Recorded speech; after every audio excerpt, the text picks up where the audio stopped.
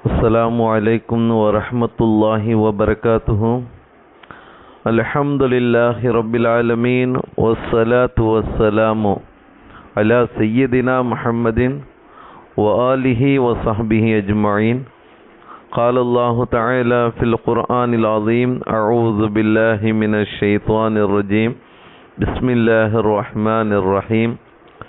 لا يحب الله الجهر بالسوء من القول إلا من ظلم وكان الله سميعا عليما.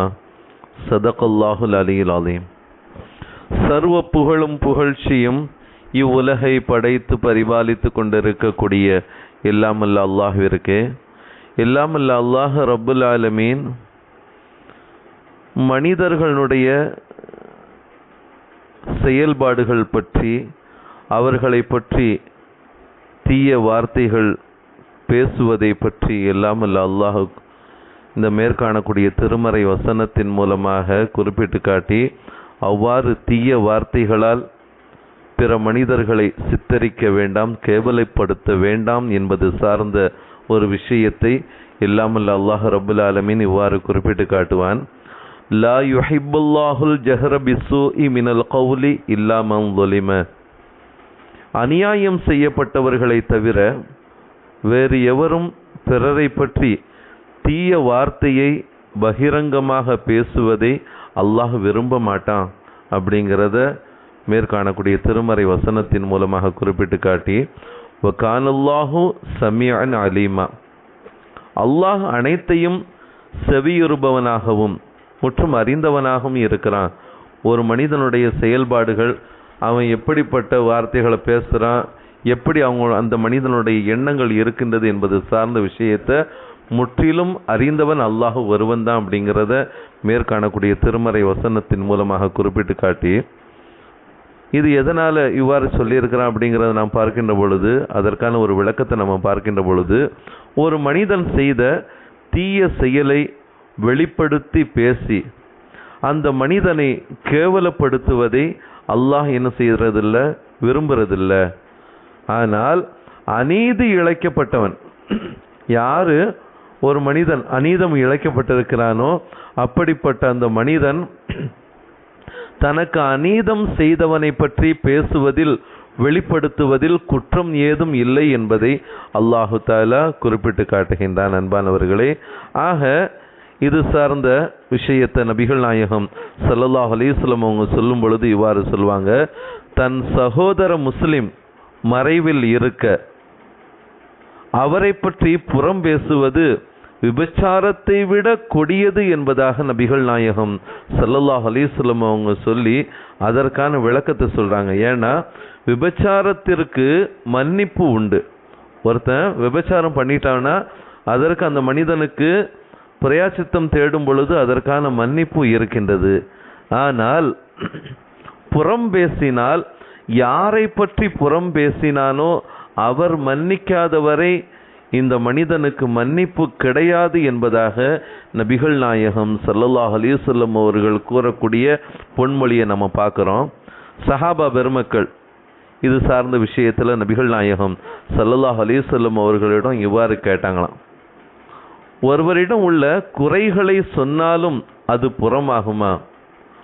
ஒரு மனிதனுடைய விஷயத்தில் அவருடைய குறைகளை சொன்னால் அது புறமாகுமா யா ரசூலல்லாஹ் அப்படின்னு சொல்லி கேட்ட பொழுது அதற்கு நாயகம் ஸல்லல்லாஹு அலைஹி வஸல்லம் அவங்க சொன்னாங்க, உள்ள குறைகளை சொன்னால்தான் புறம். அந்த மனிதனிடத்தில் உள்ள குறைகளை சொன்னால்தான் புறம், இல்லாததை கூறினால் அது இட்டுக்கட்டாகும் என்பதாக நபிகள் நாயகம் ஸல்லல்லாஹு அலைஹி வஸல்லம் அவர்கள் குறிப்பிட்டு, இதுவும் மிக கடுமையான பாவம் என்று நபிகள் நாயகம் ஸல்லல்லாஹு அலைஹி வஸல்லம் அவர்கள் கூறிய ஹதீஸை நம்ம பார்க்குறோம். குறிப்பாக நாயகம் ஸல்லல்லாஹு அலைஹி வஸல்லம் அவங்க சொல்லுவாங்க, இறந்தவர்களை பற்றி அறவே நீங்கள் என்ன செய்யாதீங்க, புறம் பேசாதீங்க. ஒருத்தவங்க இறந்துட்டாங்கன்னா அவங்களை பற்றி என்ன செய்யக்கூடாது, புறம் பேசக்கூடாது. என்ன காரணம்னு பார்த்தா அதில் 3 விதமான ஒரு காரணங்கள் சொல்லுவாங்க. ஒன்று, நீங்கள் மன்னிப்பு கேட்க நினைத்தாலும் முடியாது. ஏன்னா அவர் மரணிச்சிட்டாரு, அவரை பற்றி புறம் பேசினா யாரை பற்றி புறம் பேசப்படுகின்றதோ அந்த மனிதரிடத்துல மன்னிப்பு கேட்கணும். ஆனால் நீங்கள் மன்னிப்பு கேட்க நினைத்தாலும் என்ன செய்ய முடியாது. ரெண்டாவது விஷயம், அவர் அல்லாஹ்விடம் தான் செய்த தவறுக்கு மன்னிப்பு பெற்றிருக்கலாம்.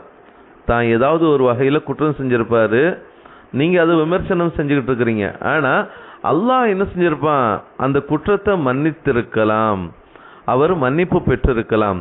அது தெரியாமல் நாம் அவரை குறைபடுத்தி பேசும் பொழுது அல்லாஹ் நம்மீது கோபம் அடைவான். நாம் மன்னித்த ஒரு அடியான நீ புறம் பேசி திரிகின்றாயே என்பதாக அல்லாஹ்வுடைய கோபம் நம் மீது என்ன செய்யலாம், விழக்கூடிய ஒரு நிலைமையில் ஆகலாம். இது ரெண்டாவது விஷயம், அல்லாஹ் பாதுகாப்பானாக. மூன்றாவது விஷயம், இறந்தவரை பற்றி கேவலமாக புறம் பேசும் பொழுது உயிருடன் உள்ள அவரை சார்ந்தவர்கள் வருத்தப்படுவாங்க. இறந்தவரை பற்றி கேவலமாக பேசும் பொழுது நம்முடைய உறவுகளை இப்படியெல்லாம் கேவலப்படுத்தி பேசுகிறாங்களே அப்படின்னு சொல்லி அவர்கள் சார்ந்த மனிதர்கள் என்ன செய்வாங்க, குடும்பத்தினர்கள் வருத்தப்படுவாங்க. இதனால் 2 விதமான குற்றங்கள் அந்த மனிதனுக்கு ஏற்படுது.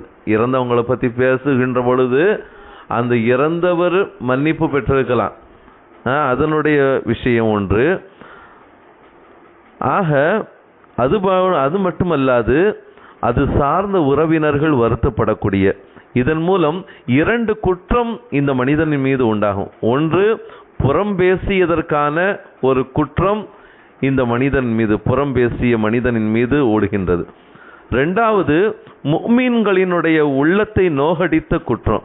ஆக 2 விதமான குற்றங்களுக்கு அந்த மனிதன் என்ன செய்கின்றான், தகுதி பெற்றவனாக ஆகி அல்லாஹ்வினுடைய கோபத்திற்கும் சாபத்திற்கும் ஆளானவனாக ஆகிவிடுகின்றான் என்பதை நாயகம் ஸல்லல்லாஹு அலைஹி வஸல்லம் அவர்களுடைய பொன்மொழிகள் நமக்கு உணர்த்தக்கூடியதாகவும், உலமாக்கள் இதற்கான இந்த விளக்கத்தை இவ்வாறு தரக்கூடிய ஒரு விஷயத்தில் நாம் பார்க்குறோம். ஆனால் சில இடங்களில் புறம் பேச, அதாவது சில நேரங்களில் உண்மைகளை உரைக்க ஷரியத் அனுமதி கொடுத்திருக்கின்றது என்பதை நாம் பார்க்குறோம். எனவே அது புறம் பேசியதாக ஆகாது அப்படிங்கிற ஒரு விஷயத்தில் உலமாக்கள் நமக்கு தரக்கூடிய விளக்கங்களை நம்ம பார்க்கின்ற பொழுது மார்க்கம் சார்ந்த, ஷரியத் சார்ந்த ஒரு விளக்கத்தை இவ்வாறு நமக்கு தருவாங்க. அதாவது 1வது விஷயம், கெட்டுப்போகும் மகனை, நாம் ஒரு பையனை பார்க்குறோம், அந்த மனிதன் என்ன செய்யறான், அந்த பையன் தவறான வழியின் பக்கம் சென்று கொண்டிருக்கிறான். அவன் கெட்டுப்போகும் நிலைமையை பார்த்து அது சார்ந்த அந்த பையனுடைய தந்தையிடம் அது விஷயத்தை குறிப்பிடுவது, உன் மகன் இந்த வழியில் என்ன செய்கிறான், தவறான வழியில் சென்றுகிட்டு இருக்கிறான், அவனை கண்டிச்சு வை என்பதாக இது பேசுவது புறமாக ஆகாது. அதே போன்று ஏமாறும் மக்களுக்கு ஏமாற்றுபவனை சுட்டி காட்டுவது, ஏமாறும் மக்களுக்கு, அதாவது ஒரு மனிதன் ஒரு ஏமாற்றி என்ன செய்கிறான், அந்த மக்களை திசை திருப்புவதற்கு நாடுறான். அந்த நேரத்தில் நம்ம அவன் சொல்லக்கூடிய வார்த்தைகள் அனைத்தும் பொய்யானது, அவன் தப்பான மனிதன், அவனை நீங்கள் பின்பற்றாதீங்க என்பதாக ஏமாறக்கூடிய மக்களுக்கு அந்த ஏமாற்றுபவனை சுட்டி காட்டுவது, இது 2வது விஷயம். இது புறமாக என்ன செய்யாது, ஆகாது, இது புறம் அல்ல அப்படிங்கிறத மார்க்க அறிஞர்கள் நமக்கு விளக்கம் தராங்க. 3வது விஷயம், ஒருவரை மற்றவரிடம் தெரிவிக்கும் பொழுது அவரது அங்க அசைவுகளை தெரிவிப்பது. இந்த சாயலில் இருப்பாங்க, இப்படி இருப்பாங்க, இந்த தன்மையில் இருப்பாங்க அப்படிங்கிற மாதிரி ஒரு மனிதரை பற்றி தெரிவிக்கக்கூடிய நேரத்தில் அவருடைய அங்க அசைவுகளை தெரிவிப்பதும் புறமாக ஆகாது. அது மட்டுமல்லாது 4வது விஷயம், வேலையாட்களிடம் உள்ள தவறுகளை எஜமானரிடம் வெளிப்படுத்துவது. வேலையாட்கள் ஏதாவது அந்த பொருளாதாரத்தை, எஜமானருடைய பொருளாதாரத்தை வீழ்ச்சி அடைவதற்காக வேண்டி ஏதாவது ஒரு வகையில் தப்பு செஞ்சுக்கிட்டு இருக்கிறாங்கன்னா அந்த வேலையாட்களுடைய தப்பை எஜமானரிடம் சொல்லி அதை சீர்திருத்தம் செய்வது புறமாக ஆகாது. 5வது விஷயம், நீதிபதியிடம் பிரதிவாதி பற்றி தனிமையில் சொல்வது புறமாக ஆகாது. 6வது விஷயம், ஒருவரை பற்றி ஆலோசனை கேட்கும் பொழுது அவரை பற்றி வெளிப்படுத்துவது புறத்தில் கட்டுப்படாது, அது புறமாக ஆகாது என்பதாக ஷரியத்து சட்டங்கள் நமக்கு விவரிக்கக்கூடியதாக இருக்கின்றது. அன்பானவர்களே, ஆக நாம் வாழக்கூடிய காலங்களில் ஒரு மனிதனுடைய குறைபாடுகளை வெளிப்படுத்துவதில் நாம் ரொம்ப கவனமாக இருக்க வேண்டும். ஏன்னா அந்த குற்றத்திற்கு நாம் ஆளாகி இருக்கக்கூடாது அப்படிங்கிறத, அப்படிப்பட்ட அந்த தவறான செயல்களை அல்லாஹ் விரும்புவதில்லை என்பதை நமக்கு மேற்காணக்கூடிய திருமறை வசனத்தின் மூலமாக குறிப்பிட்டு காட்டுகிறான். அப்படிப்பட்ட அந்த தீய செயல்களை விட்டும் நம்மை பாதுகாத்து முழுமையான பாதுகாப்பு பெற்றவர்களாக, இறை மன்னிப்பை பெற்றவர்களாக ஈருலகிலும் வாழ்வதற்கு வல்ல இறைவன் நம் அனைவருக்கும் கிருபை செய்வானாக. ஆமீன். வாஹிர் தஅவானா அனில் ஹம்துலில்லாஹி ரப்பில் ஆலமீன். அஸ்ஸலாமு அலைக்கும் வரஹ்மத்துல்லாஹி வபரகாத்துஹு.